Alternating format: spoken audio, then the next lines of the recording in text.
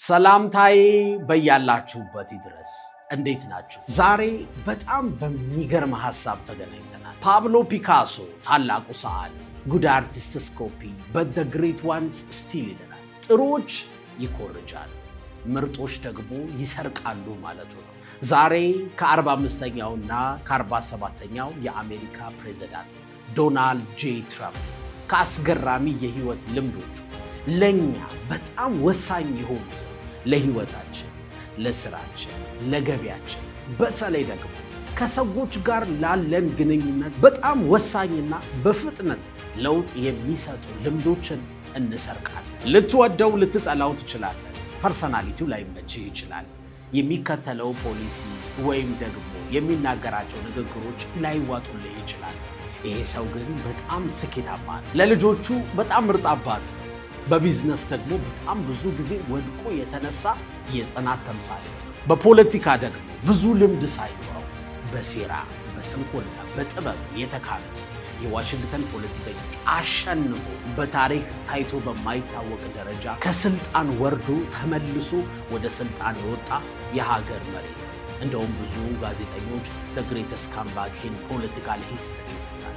ይሄ ማለት በጣም ታላቁ ወድቆ የመነሳት የፖለቲካ ታሪክ እንደማለት። ታዲያ በእኛ ህይወትም እኮ ብዙ ክፍተት አለ። ብዙ የወደቅንባቸው፣ ዝቅ ያልንባቸው፣ የተናቅንባቸው ቦታዎች አሉ። ከሰዎች ጋር ባለን ግንኙነት ሊሆን ይችላል። ራሳችንን መቀየር የምንፈልገው፣ ገቢያችንን ማሳደግ ልንፈልግ እንችላለን። በስራ በኑሮ መለወጥ ልንፈልግ እንችላለን።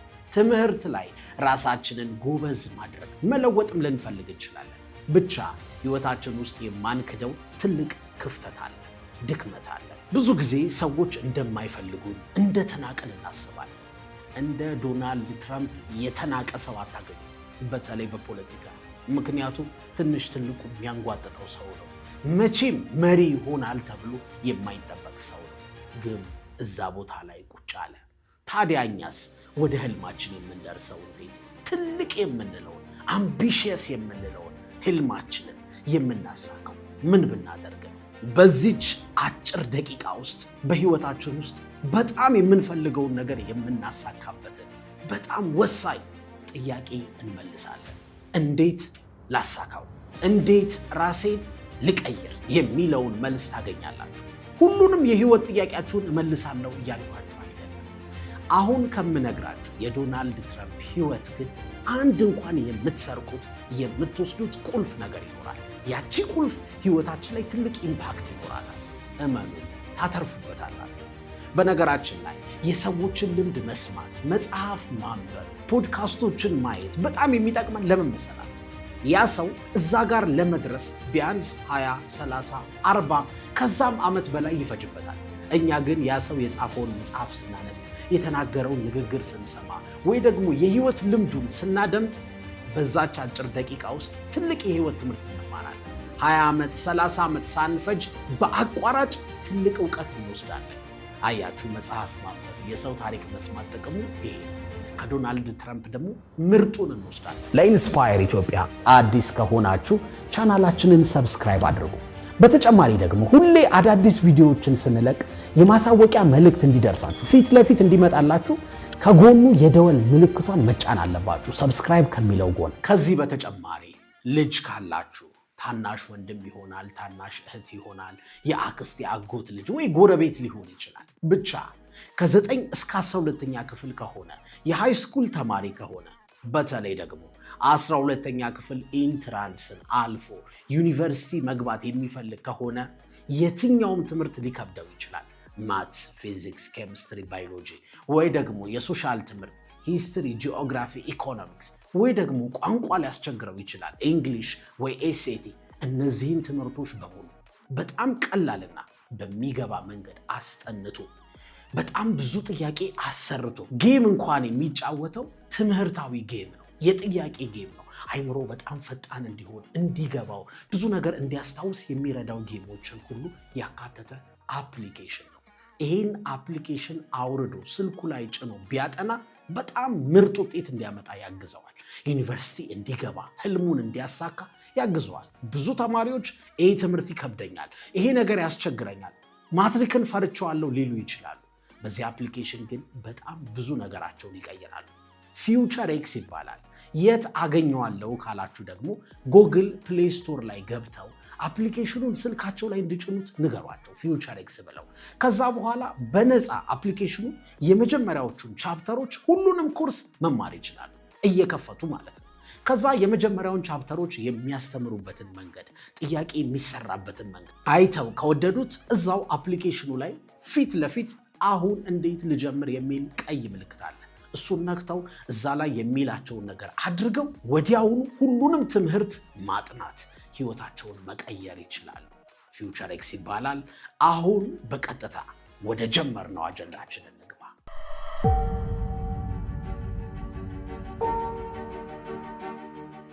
ከአሜሪካው ፕሬዝዳንት ዶናልድ ጄ ትራምፕ የምንሰርቀው የመጀመሪያው ልምድ ትልቅ የማሰብን ኃይል ነው። the power of big bold vision። ብዙ ሰው ከሚገባው በታች ነው ገቢው፣ ኑሮ፣ ደስታው። ከዛ የሌሎችን ሰዎች ህይወት ያይና ከኔ በልምድም በእውቀትም የማይሻሉ ሰዎች እንዴት ነው ከፍታው ላይ የወጡት? እንዴት ነው የተሻለ ኑሮ፣ የተሻለ ገቢ ያገኙት ብሎ ይጠይቃል። እነዚህ ሰዎች ከኛ የሚሻሉት የተለየ ችሎታ ወይም ጥበብ ኖሯቸው አይደለም። ትልቅ ማሰብን አይፈሩም። እኛ ደግሞ ለራሳችን አነስተኛ ግምት እንሰጣለን። አይፈረድብንም። ከልጅነታችን ጀምሮ ቤተሰብ፣ ወላጅ፣ በዙሪያችን ያሉ ሰዎች፣ ማህበረሰብ ሲያሳድገን ለራሳችን ዝቅ ያለ ግምት እንድንሰጥ ያደርገናል። በተለያየ መንገድ ማለት ነው፣ ቀጥታ አይደለም። ብዙ ጊዜ ይተቸናል፣ ሐሳባችንን ዝቅ ያደርግብናል። የሆነ ነገር አስበን ስንመኝ ወር የሆነ ነገር ለማሳካት ስንፈልግ ለሰዎች ስንነግራቸው ኧረ እባክህ ይሄ የማይመስል ነገር ነው፣ ኧረ እባክህ እንደው በልክህ ተመኝ፣ ዝም ብለህ ሩቅ አትንጠራራ ይሉናል በተለያየ መንገድ። ይህንን እናንተ ኮንሽየስሊም ሊሆን ይችላል፣ አንኮንሽየስሊ ልታዩት ትችላላችሁ። በቃ ቤተሰብ ቀጥታም ይሁን በተዘዋዋሪ እንደዚህ አድርጎ ይነግራችኋል። ከዛ መጨረሻ ላይ ትልቅ ማሰብ ትፈራላችሁ። የአብዛኛውን ህይወት መኖር ትፈልጋላችሁ። በቃ እኔ እማራለሁ፣ እመረቃለሁ፣ የሆነ ቦታ እቀጠራለሁ፣ ምናልባት ከተሳካልኝ የሆነ ሰው አገባለሁ፣ ያ ይሆናል ላይፌ ትላላችሁ። ትልቅ የሆነ አምቢሽየስ የሆነ ወይም በቃ የሚያስፈራ ነገር አታለሙ፣ ትፈራላችሁ። ከዛ ሌሎች ሰዎች ከኛ ተሽለው ትልቅ ቦታ ደርሰው ስናይ አይ አገሩን የሞላው እኮ ደፋር ነው፣ እዚህ ሀገር ደፋር ነው የሚሳካለት እንላለን። ታዲያ አንተ እስከዛሬ ጀምሮ ለምን ደፋር አትሆንም? ለምን ትልቅ አታስብ? በነገራችን ላይ አንተ ትልቅ ብታስብ ያሰብከውን ለማሳካት የፈለግከውን ያህል ጥረት ብታደርግ የሚያሳካው ፈጣሪ ነው። ታዲያ ፈጣሪ ለሚያሳካው፣ ፈጣሪ ለሚሰጠው አንተ መጠየቅ ለምን ትፈራለህ? በጣም ውድ ነገሮችን እኮ በነፃ ሰጥቷል። ጤናህን በስንት ትሸጠዋለህ? ዓይንህን ስንት ትሸጥልኛለህ? ልብህን፣ የሰውነትህን ወሳኝ ክፍሎች ስንት ትሸጣቸዋለህ? ቤተሰብህን፣ በዙሪያ ያሉትን የምትወዳቸውን ሰዎች ስንት ትሸጣቸዋለህ? አየህ፣ ዋጋቸውን አትተምነውም፣ ዋጋ ታወጣላቸው። እነዚህ ውድ ነገሮች ግን በነፃ ነው የተሰጡ፣ ፈጣሪ ነው የሰጠ። አየህ፣ በህይወትህ ውስጥ የምትጠይቃቸው ምድራዊ ጥያቄዎች በሙሉ ተራ ናቸው ከተሰጠህ አንጻር። ስለዚህ ተራውን ነገር መጠየቅ፣ መመኘት ለምን ትፈራለህ? ይሄ ነው ትልቁ ጥያቄ። በዚህ ዓለም ላይ ትልቁ ስልጣን የአሜሪካ ፕሬዝዳንት መሆን ነው። ዶናልድ ትራምፕ የአሜሪካ ፕሬዝዳንት እሆናለሁ፣ ለፕሬዝዳንትነት እወዳደራለሁ ብሎ በ2015 ሲናገር ያልሳቀበት፣ መሳለቂያ ያላደረገው ፖለቲከኛ፣ ጋዜጠኛ፣ ኮሜዲያን የለም። ሁሉም ነው የሳቀበት፣ ትንሽ ትልቁ። ምኞትህን ስትናገር እንደ ሞኝ፣ እንደ ቂል፣ እንደ ጅል ልትታይ ትችላለህ። ያንተ ስራ ብልጥ እንደሆንክ ማሳየት አይደለም። ዓላማህን ታስቀድምና የተግባር ሰው ትሆንና በጽናት ትታገልና ማን እንደሆንክ ታሳያቸዋለህ። ጋዜጠኞች፣ ፖለቲከኞች፣ ተንታኞች ሳይቀር በፍጹም በተአምር እሱ እንደማያሸንፍ ይተነትናሉ። በየቀኑ አዳዲስ አስቂኝ መረጃዎችን ስለሱ ያወጣል። ማንም ያሸንፋል ብሎ አልጠበቀውም። ይሄ ሰው ግን ትልቅ ማሰብን አልፈራም። አንዳንድ ጊዜ እኮ እንኳን ለሰው ልትናገሩት ለራሳችሁ ብቻችሁን ልታስቡት የሚያስፈራችሁ ነገር እኮ አለ። የአሜሪካ ፕሬዝዳንት ሆናለሁ ብሎ ማለት እኮ ለማሰብ ራሱ ያስፈራል። በአደባባይ ተናገረ፣ በአደባባይ መታገል ጀመረ። እንደውም ተፎካካሪው ሂላሪ ክሊንተን ለሱ ያላትን ንቀት እንደ ተወዳዳሪም እንዳልቆጠረችው የምታውቁት፣ ምርጫው ትንሽ ጊዜ ሲቀረው የእሷ ልደት በሚከበርበት ዕለት ትዊተር ላይ ወይም አሁን ኤክስ የሚባለው ማህበራዊ ሚዲያ ላይ እንዲህ ብላ ጻፈች፣ እንኳን ተወለድሽ ቀጣዩ የአሜሪካ ፕሬዝዳንት ብላ ጻፈች። ይሄ ማለት ፉክክሩ አልቋል፣ ተቋጭቷል፣ እኔ ያሸንፊያለሁ ማለት ነው። በነገራችን ላይ እሷ ብቻ ሳትሆን አብዛኛው ሰው እሱን እንደ አሸናፊ ሳይሆን እንደ ተወዳዳሪ እንኳን አይቆጥሩትም ነበር። ቀጥሎ የምነግረው ጸባዩ ግን ነገሮችን በሙሉ ገለባበጠ፣ ታሪክ እንዲሰራ አደረገው። ምንድን ነው ካላችሁ ወደ ሁለተኛው እንሄድ። ሁለተኛው ከዶናልድ ትራምፕ የምንሰርቀው ወሳኝ ልምድ ከፈጣሪ ቀጥሎ በራስ ማመን። ምን መሰላችሁ? ትልቅ ነገር አሰብክ አይደል? ፈለግክ አይደል? የሚያሳካው ማን ነው ተባባለ? ፈጣሪ። ፈጣሪ በማን ውስጥ አድሮ ነው የሚያሳካው? በአንተ ውስጥ። አየህ፣ ብዙ ሰዎች ከፈጣሪ ቀጥሎ በሰው ያምናሉ። የሆነ ሰው መጥቶ ህይወቴን ይቀይረዋል፣ ያስተካክለዋል፣ እድል ይሰጠኛል፣ ብድር ይሰጠኛል፣ የሆነ ነገር ያመቻችልኛል ይላሉ። በፍጹም ከፈጣሪ ቀጥሎ በሰው ሳይሆን በራስህ ነው ማመን ያለብህ። በነገራችን ላይ በራስህ እመን ሲባል ትዕቢት አይደለም፣ ኩራት አይደለም፣ አጉል ንቀት አይደለም። በራስህ ማመን ማለት አንተ ውስጥ ያለው የፈጣሪ መንፈስ ስራውን ይሰራል ማለት። ከሰዎች መጠበቅ ልብ ይሰብራል። ከፈጣሪ ቀጥሎ በሰዎች አትጠብቅ። ምክንያቱም ሰው ቃሉን ይረሳል፣ ሐሳቡን ይቀይራል። ትላንት የተናገረውን ዛሬ ላይ ደግመው ይችላል፣ ፊቱን ያዞራል። ስለዚህ በራስህ ማመን ስትጀምር ግን እኔ ከነድክመቴ ከነጉድለቴ ይህንን ማሳካት እችላለሁ፣ መቀየር እችላለሁ ስትል ግን ነገሮች መቀየር ይጀምራሉ። ስለ ጉድለትህ ብቻ የምታስብ ከሆነ አትቀየርም። ብዙ ሰዎች እኔ እኮ ይሄ ይጎለኛል ይላሉ። እኔ እኮ ዕድሜ አልደረሰም ገና ነኝ ይላሉ። እኔ እኮ ዕድሜ አልፏል አርጅቻለሁ፣ ለዚህ ነገር ለዚህ ቦታ አልመጥንም ይላሉ። እውቀት የለኝም፣ ልምድ የለኝም፣ ሰው አይወደኝም፣ ሰው አይፈልገኝም ይላሉ። ድክመታችሁን ዘርዝሩ ቢባሉ ደስ ብሏቸው ይዘረዝራሉ። ነገር ግን እስኪ የሆነ ነገር ሞክሩ፣ ጥንካሬያችሁ ምንድን ነው ቢባሉ ግን ምንም የሚያወሩት ነገር የለም። መጀመሪያ የጥንካሬዎች ሁሉ መጀመሪያ እኔ እችላለሁ፣ እኔ ውስጥ ያለው ፈጣሪ ይችላል፣ እንዳሳካ ያደርገኛል ብሎ መነሳት። ፒርስ ሞርጋን የተባለ ጋዜጠኛና የፖለቲካ ተንታኝ በአንድ ወቅት እንዲህ ብሎ ነበረ። በጣም አስቂኝ ነገር ነው እየተካሄደ ያለው አሜሪካ ውስጥ። በጣም የረጅም ጊዜ ልምድ ያላት የበሰለች የተወደደች የተከበረች አንጋፋ የሆነች ፖለቲከኛና ምንም ብቁ ያልሆነ የቢዝነስ ሰው ለትልቁ ስልጣን ተወዳደሩ ይለናል። ይሄ ማለት ዝም ብላችሁ አስቡት። ሂለሪ ክሊንተን በጣም ብዙ ልምድ አላት በፖለቲካ። ባሏ የአሜሪካ ፕሬዝዳንት ነበር። እሷ የውጭ ጉዳይ ሚኒስትር ነበረች። አሁን በዚህ ሰዓት ለምሳሌ ማርኮ ሩቢዮ የተባለው ሰው የውጭ ጉዳይ ሚኒስትር ነው የአሜሪካ። ያኔ ደግሞ ሂለሪ ክሊንተን የውጭ ጉዳይ ሚኒስትር ሆና ሰርታለች። ስለዚህ እቺ ሴት የቀራት አንድ ደረጃ ነው ወደ ስልጣን ለመውጣት። ትልቅ ፖለቲከኛ ናት፣ ትልቅ ልምድ አላት። ዋሽንግተን ውስጥ ቆይታለች። ከልጅነቷ ጀምሮ ፖለቲካን ያጠናችው፣ ፖለቲካው ስትሳተፍ ነበር። የመንግስት አስተዳደርን ታውቃለች፣ ትረዳለች። ዶናልድ ትራምፕ ደግሞ የቢዝነስ ሰው ነው።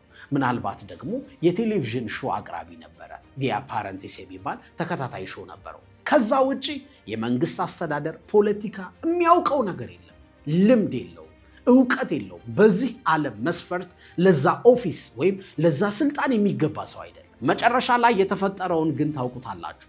ማጆሪቲ ቮት ወይም አብዛኛው ሰው እሷን መረጠ። ነገር ግን አላሸነፈችም። ለምን ካላችሁ በአሜሪካ ፖለቲካ ብዙ ሰው የመረጠው ሳይሆን የሚያሸንፈው ኤሌክቶራል ቮት በሚባለው ወይም በከተሞች ኮታ መሰረት እያንዳንዱ ከተማ ባለው ፖይንት ያ ፖይንት ተደምሮ ከፍተኛ ያመጣው ያሸንፋል። በጣም ተቀራራቢ በሆነ ፖይንት ዶናልድ ትራምፕ አሸነፈ። ሰው አይወደኝም፣ ማንም አይፈልገኝም፣ የትም አልደርስም፣ እኔ እኮ ይሄ ይጎለኛል፣ ለዚህ ቦታ አልመጥንም የምትል ከሆነ ከአሁን ጀምሮ ከነድክመትህ ከነጉድለትህ ጥረት ማድረግ ጀምር። እኔ እችላለሁ በል። እኔ ውስጥ ያለው ፈጣሪ ያሳካዋል በል። ከዛ በኋላ ድክመት ላይ መስራት ትችላለህ። ድክመትህን እየሞላኸው እያስተካከልከው ስትሄድ ነገሮች በሙሉ ይሳካሉ። አንዳንድ ነገሮች ደግሞ ከነ ድክመትህን ከነ እንከንህም ይሳካሉ። እንደ ዶናልድ ትራምፕ ማለት ነው። ለምሳሌ ልጠይቃችሁ፣ አንበሳን የጫካው ንጉሥ ያደረገው ምኑ ነው? የትኛው ኳሊቲው ነው? የትኛው ችሎታው ነው? መቼም ግዝፈቱ ነው አትሉኝም። ምክንያቱም በግዝፈት ከአንበሳ ይልቅ ዝሆን ይተልቃል። ዝሆን ግን የጫካው ንጉሥ አይደለም። በፍጥነቱ ነው እንዳትሉኝ፣ በጣም ፈጣን እንስሶች አሉ። ለምሳሌ አቦ ሸማኔ በጣም ፈጣን ነው። በብልጠቱ ነው ስማርት ስለሆነ ነው እንዳትሉኝ፣ ጦጣ አለች ወይ ደግሞ ቀበሮ አለ። ታዲያ ምኑ ነው የጫካው ንጉሥ ያስባለው? በቁመቱ ነው እንዳትሉ ደግሞ ቀጭኔ አለች። አንበሳን የጫካው ንጉሥ ያደረገው ዶክተር ማይልስ እንደሚለው ከሆነ አመለካከቱ ነው ወይም ለራሱ የሚሰጠው ቦታ ነው። ለምሳሌ አንበሳው ዝሆኑን ሲያየው ምሳዬ መጣ ይላል። ዝሆኑ ደግሞ አንበሳውን ሲያየው ሊበላኝ የሚፈልገው እንስሳ መጣ ብሎ መሸሽ ይጀምራል። አያችሁ፣ አመለካከት አንዱን በይ ያደረገው፣ አንዱን ተበይ ያደረገው። በህይወት ውስጥ የሚገጥሙን ፈተናዎች ወይም ትልቅ ነገሮች በሙሉ ምሳዬ ያደርገዋለሁ፣ እንደውም ለምሳ ሲያስቡኝ ለቁርስ አደርገዋለሁ ማለት ትችላለህ። ዶናልድ ትራምፕ ከዚህ የተለየ ነገር አላደረገም። ትልቅ አሰበ፣ ትልቅ አለመ። ማንም ሰው በሱ ከማመኑ በፊት እሱ በራሱ ማመን ጀመረ። ይኸውላችሁ ማንም ሰው እናንተን አብሯችሁ እንዲሰራ ከእናንተ ጎን እንዲቆም ጠንካራ መሆን አለባችሁ። ደካማ ሰው ማንም አይወድም። ልፍስፍስን ሰው ማንም አይፈልገውም። ስትጠነክር፣ ስትበረታ፣ በራስ ስትቆም ግን እስኪ ምን ላግዝህ፣ ምን ትፈልጋለህ የሚልህ ሰው ይመጣል። ዶናልድ ትራምፕ ሰዎች እስኪመርጡት ወጥተው እሱ አሜሪካንን ይመራል፣ ሪፐብሊካን ፓርቲን ይወክላል ብለው እስኪመርጡት ድረስ መጀመሪያ እሱ ራሱ እኔ ለዛ ቦታ እመጥናለሁ፣ እችላለሁ ማለት አለበት። እሱ እችላለሁ ሲል ነው እነሱ አዎ ይችላል ብለው የእሱን ንግግር የሚያስተጋቡት። አንተ አልችልም ካልክ ማን ነው ትችላለህ ብሎ የሚያስገድድ? ማንም አያስገድድም። አዎ አትችልም ዞር በል ነው የምትባለው። የምትፈልገውን ህልም በሙሉ አልችልም የምትል ከሆነ አትችልም። እንዴት አድርገህ ታሳካዋለህ? ሄንሪ ፎርድ እኮ ቃል በቃል እንደዚህ ነው የሚለው። አልችልም ካልክ አዎ አትችልም፣ እችላለሁም ካልክ አዎ ትችላለህ፣ ታደርጓለህ ነው የሚለው። ስለዚህ ከፈጣሪ ቀጥሎ በራስህ መን ነገሮች በሙሉ ይገለበጣሉ። ሶስተኛው ከዶናልድ ትራምፕ የምንሰርቀው በጣም ወሳኝ ጸባይ ዓላማ ይኑርህ፣ ከዛ እቅድ አውጣ ነው። ምን መሰላችሁ? ዶናልድ ትራምፕ ከሌሎቹ ተወዳዳሪዎቹ በጣም እንዲለይ የሚያደርገው ዓላማውን ጠንቅቆ ያውቃል፣ ጮክ አድርጎ ይናገራል። ሁሉም ሰው በሚገባው መልኩ ሲምፕል በሆነ መልኩ ይናገራል። በነገራችን ላይ በጣም ጎበዝ ማርኬተር ነው ወይም ሴልስማን ነው። በቃ የሽያጭ ሰው ነው። ሐሳቡን መሸጥ ይችላል። የሚፈልገውን ነገር ለሰዎች ማስረዳት ይችልበታል ቀለል አድርጎ። ለምሳሌ ማጋ የተባለው ፕሮጀክቱ ወይም ሜክ አሜሪካ ግሬት አጌን የተባለው ዓላማው እንደ ዓላማ ብቻ አይደለም የሚናገረው፣ እቅዶቹን ዘርዝሮ ይናገራል። አሜሪካንን ታላቅ አደርጋታለሁ ሲል እንዴት ብትሉት መልስ አለው። እቅዶቹን ይነግራቸዋል። እነዚህ እቅዶች በነገራችን ላይ ተራ ልትሉ ትችላላችሁ፣ ወይም ኢኮኖሚስቶች ይሄ ነገር አሜሪካንን ገደል የሚከት ነው። ፖለቲከኞች ወይም የሶሻል ደግሞ አጥኚዎች ደግሞ ይሄ ለአሜሪካ ማህበረሰብ የማይመጥን ዝቅ ያለ አስተሳሰብ ሊሉት ይችላሉ። እሱ ግን ከመራጮቹ ጋር ይግባባበታል። በነገራችን ላይ ወሳኙ አንተ የሚገባህ ለራስህ በጣም የምትረዳው ሲምፕል በሆነ መንገድ የምታውቀው ዓላማ ይኑርህ። ያንን ዓላማህን እንዴት እንደምታሳካ ደግሞ እቅድ ይኑርህ። ያ እቅድ ላይሳካ ይችላል፣ ሌላ እቅድ ታመጣለህ፣ ግን እቅድ ይኑርህ። ምንም እቅድ ከማይኖርህ በጣም የወረደ ደካማ እቅድ ቢኖርህ ይሻላል፣ ዝም ብለህ በጭፍን ከምትጓዝ ማለት ነው። ለምሳሌ ዶናልድ ትራምፕን አሜሪካንን እንዴት አድርገህ ነው ታላቅ የምታደርጋት? ሜክ አሜሪካ ግሬት አጌን ትላለህ 10 ጊዜ ብትሉት፣ ለምሳሌ ከካማላ ሃሪስ ጋር በሚወዳደርበት ጊዜ አሁን በቅርቡ ያሸነፈውን ምርጫ ካያችሁ ይዘረዝርላቸዋል። ለምሳሌ መጀመሪያ በህገወጥ መልኩ የገቡ ስደተኞችን ጠራርግ ያወጣል። እነዚህ ሰዎች አሜሪካ ውስጥ ወንጀል እንዲበዛ አድርገዋል፣ የእናንተን የስራ ዕድል እየተሻሙ ነው፣ ስለዚህ ጠራርግ ያስወጣቸዋለሁ ይላቸዋል። ከዛ ሁለተኛ ደግሞ ለአሜሪካኖች የስራ ዕድል የማይፈጥሩ እያመጡ የእነሱን ምርት ብቻ የሚሸጡልንን ድርጅቶች፣ አገሮች ደግሞ ታሪፍ እጥልባቸዋለሁ፣ ታክስ እጥልባቸዋለሁ። ከፈለኩ 25%፣ ከፈለኩኝ 50%፣ ካስፈለገ ደግሞ 100% ታሪፍ እጥልባቸውና አሜሪካ አስገብተው እቃቸውን ሊሸጡ ሲሉ አሜሪካውያን ያ እቃ ስለሚወደድባቸው መግዛት ስለማይችሉ የእነሱን እቃ አልገዛም ብለው እዚሁ አሜሪካ ውስጥ የተመረተ እቃ ይገዛሉ። ያለበለዛ ደግሞ እነዚህ ድርጅቶች እዚሁ አሜሪካ ውስጥ ገብተው የራሳቸውን ድርጅት ከፍተው እኛን መቅጠር አለባቸው፣ ለአሜሪካውያን የስራ ዕድል መፍጠር አለባቸው። ያኔ ታሪፉን አነሳላቸዋለሁ ይላቸዋል። ከዛ እንደዚህ ሲል አብዛኛው ሰው እውነቱን እኮ ነው። ብዙ ስራ የሚሰሩት ቻይናውያን ናቸው፣ ህንዶች ናቸው። አንድ የአሜሪካ ድርጅት እኔን ከመቅጠር ይልቅ ቻይናዊ፣ ህንዳዊ መቅጠር ይቀለዋል ብለው ሰዎች ስሜታቸው ይነሳሳል። ሶስተኛ ደግሞ ታክስ አነሳለሁ ይላቸዋል። ታክስ ሳነሳ ለምሳሌ ትልልቅ ድርጅቶች የስራ ዕድል እንዲፈጥሩ ያንን ገንዘብ ይጠቀሙበታል እና ደግሞ ቲፕ ከምታገኙት ላይ ታክስ ምንም አልቆርጥባችሁም ይላል። ይሄ ማለት ከአብዛኛው አሜሪካዊ ጋር የሚያግባባ ትልቅ ቋንቋ ነው። በተጨማሪ ደግሞ እንዲወዱት የሚያደርጋቸውን እነሱ የሚፈልጉትን መስማት የሚፈልጉትን ነገሮች ይነግራቸዋል። ለምሳሌ ዎክ የተባለውን ቫይረስ ከአሜሪካ ጠቅልዬ አወጣዋለሁ።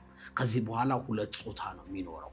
ከዚህ በኋላ ማንኛውም ትምህርት ቤት ውስጥ ወይም ስኩሎች ውስጥ በየትምህርት ቤቱ ይህንን አይምሮ የሚበርስ ትምህርት ማስተማር አይቻልም። ሁለት ጾታ ነው ያለው። ጾታ ብዙ ነው፣ ባይነሪ ነው፣ እንደዚህ የምትሉትን ነገር ታቆማላችሁ። ይሄ ቫይረስ ነው እያለ ወንዶች ደግሞ በሴቶች ስፖርት ውስጥ አትገቡ፣ እንደገባውኝ ዋይት ሃውስ ኤግዚኪዩቲቭ ኦርደር ነው ምፈርመው ምናምን እያለ አስተያየት ይሰጣል ማለት ነው። ይሄ ማለት ከአብዛኛው ህዝብ ጋር እንዲግባባ ያደርገዋል። ዓላማውን ያውቃል። ሜክ አሜሪካ ግሬት አጌን ይላችኋል። እቅዱን ደግሞ ይነግራችኋል። እንዲህ አረጋለሁ፣ እንዲህ አረጋለሁ፣ እንዲህ አረጋለሁ። አሁን የነገርኳችሁ ስደተኛ አወጣለሁ፣ ታክስ ቀንሳለሁ፣ እንደዚህ አደርጋለሁ፣ ታሪፍ ደግሞ የውጭ ድርጅቶች ላይ እጥላለሁ፣ ከዛ ወክ የሚባለውን ቫይረስ አስወግዳለሁ ብሎ እቅዱን ይነግራችኋል። በተቃራኒው ደግሞ ተወዳዳሪው ካማላ ሃሪስ ደግሞ ምንድን ነው የምትፈልገው? ዓላማዋ ምንድን ነው? እቅዷ ምንድን ነው ብትሉ ቬግ ነው፣ ጥርት ያለ አይደለም። እንደውም ብዙ ቦታ ላይ ተጋብዛ ስትጠየቅ እዛው ነገሮችን ግልጽ አድርጋ ከመናገር ይልቅ መደባበስ ይቀላታል። በቃ ዙሪያ ትሽከረከራለች። ስለዚህ ዓላማዋን ሰዎች ሊረዱት ስላልቻሉ ሊመርጧት አልቻለም። ትኩስ የሆኑ ሐሳቦችን እያነሳ እሱ ደግሞ በተለይ ኢንፍሌሽኑ፣ ይሄ የግሮሰሪ ነገሮች ትናንሽ የጨመሩ ዋጋዎችን እያነሳ አብዛኛውን ህዝብ ቀልብ ገዛ ማለት ነው። ስለዚህ ምን ልላችሁ ፈልጌ መሰላችሁ? እቅድ ከማይኖራችሁ ይልቅ ደካማ የተባለ የማይረባ እቅድ ይኖራችሁ። የሃርቫርድ ስተዲም በነገራችን ላይ ይህንን ሐሳብ ይደግፋል። ምን ማለት መሰላችሁ? ምንም እቅድ የሌላቸው ዓላማ የሌላቸው ሰዎች ያንን ነገር ለማሳካት ወይም ምንም ነገር ህይወታቸውን ለማሻሻል ያላቸው እድል 5% በታች ነው። ወይም 95% ኦልሞስት አያሳኩም ማለት ወይም ህይወታቸው ምንም አይቀየርም ማለት ነው። ዓላማቸውን የሚያውቁ እቅዳቸውን የሚያውቁ ደግሞ ከ40% በላይ የማሳካት እድል አላቸው ይለናል። ይሄ ማለት የሚያውቁ ማለት ነው። ደግሞ እቅዳቸውን አውቀውት የሚጽፉት ደግሞ እቅድ የሚያወጡ ሰዎች፣ ዓላማ የሚያወጡ ሰዎች የሚጽፉት ደግሞ ከ80% በላይ ያሳኩታል ይለናል። ይሄ ብዙ ሰዎች ህይወት ላይ የተደረገ ጥናት ነው። ምን ልላችሁ ፈልጌ ነው? በቃ የማይረባም ቢሆን ዓላማ ያስፈልጋቸዋል። በነገራችን ላይ ዓላማ ከሌለ ዓላማ ያለው ሰው አገልጋይ ነው የምትሆነው። ስለዚህ ምንድን ነው የምትፈልገው ከህይወት? የዛሬ 3 ዓመት ራስን የት ቦታ ነው ማግኘት የምትፈልገው? የዛሬ 5 ዓመት የቱ ጋር ነው ራስን ማግኘት የምትፈልገው? ምን አይነት ገቢ እንዲኖር ትፈልጋለህ?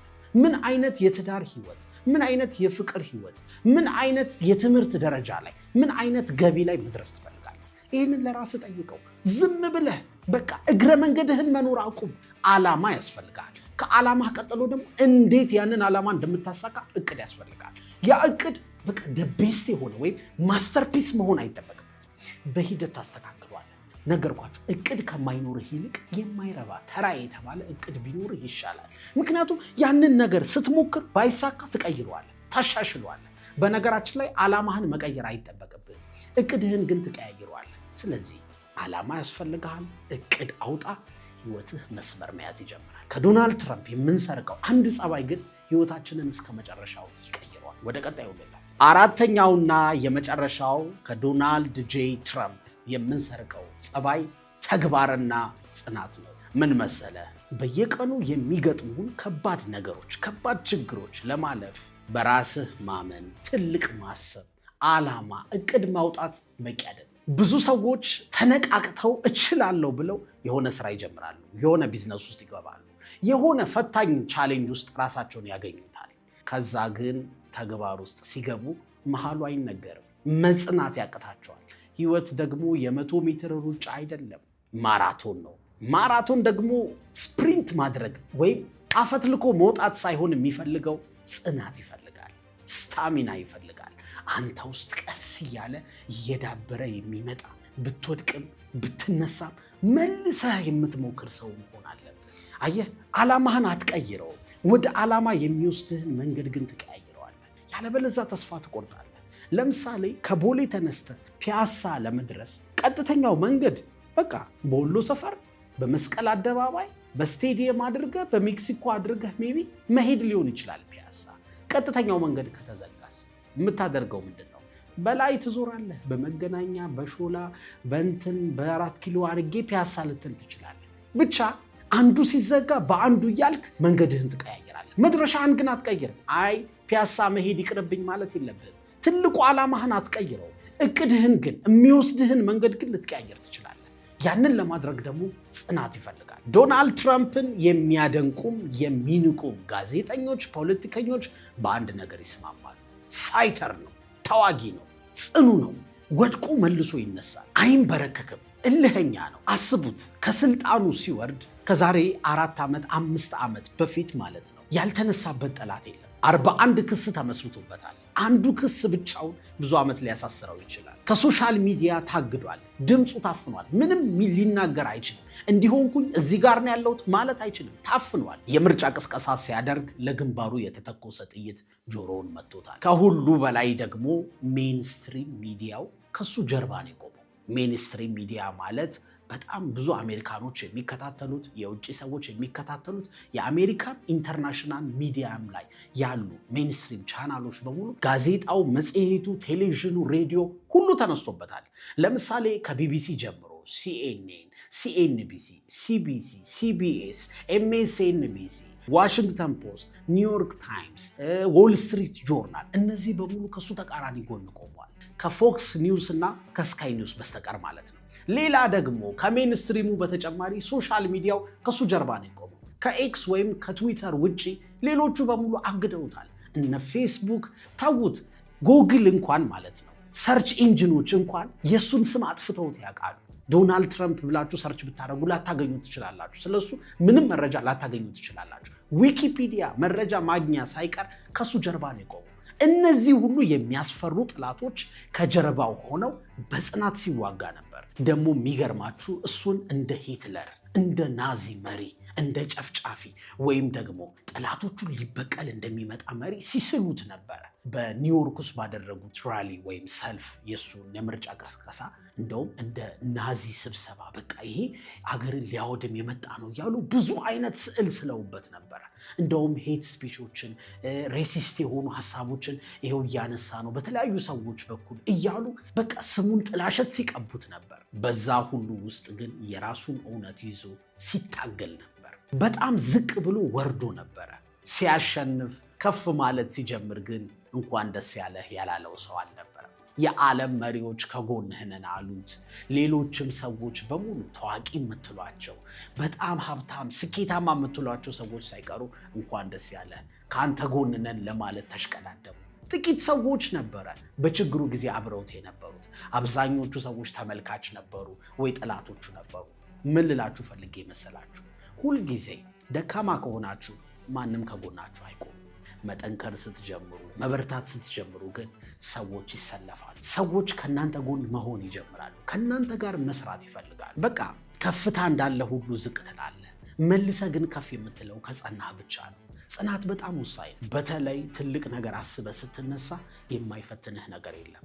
ሰዎች እንደማትችል ይሄ ነገር እንደማይሳካ ይነግሩሃል። ያለው ቢሮክራሲ ያለው ሲስተም አንተ እንድትሰራ እንድትለወጥ አይፈቅድም። በቃ ብዙ ነገር መሰናክሎች ይገጥመዋል። ግን አትርሳ፣ በጣም ወደፊት መወርወር ከፈለግ በጣም ወደኋላ መንደርደር አለብህ። እኔ በሰዎች መካከል ትልቅ ልዩነት የሚፈጥረው ምንድን ነው ካላችሁኝ፣ ሁለት ነገር እጠራለሁ። የመጀመሪያው አመለካከት ነው። ሁለተኛው ግን ጽናት ነው። ጽናት ማለት ሁልጊዜ ተመሳሳይ ነገር እያደረግ ሄደህ መጋጨት አይደለም።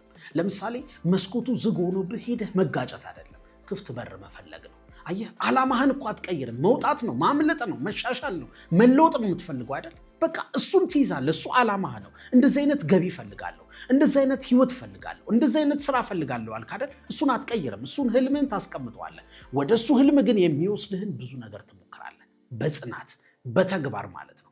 ቅድም ያልኩን ነገሮች ግን ውስጥ ይዘህ በቃ ትልቅ ማሰብን ይዘህ እኔ እችላለሁ፣ ፈጣሪ በእኔ ውስጥ ስራውን ይሰራል እያልክ ዓላማህን እያስታወስክ በጽናት ትታገላለህ።